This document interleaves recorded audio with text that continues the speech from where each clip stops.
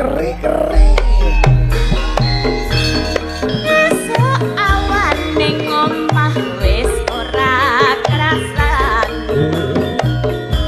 Keluyuran anggoleki sing tak sayang. Mundeng mikir hanggonku goleki.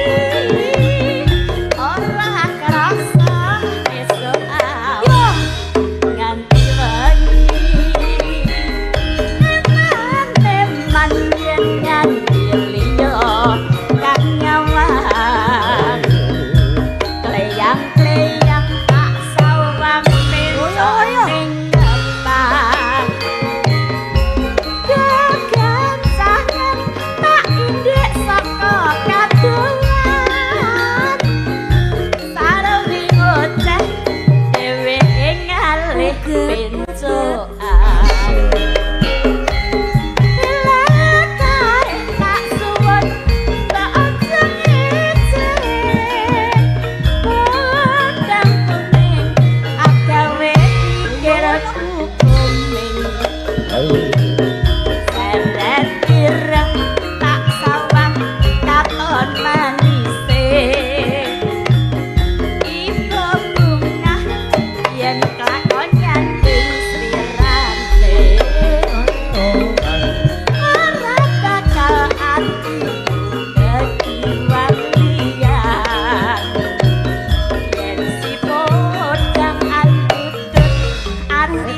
Kekranan ora mendung atiku tansaya kekrang asranan sun pikakul uti bendo.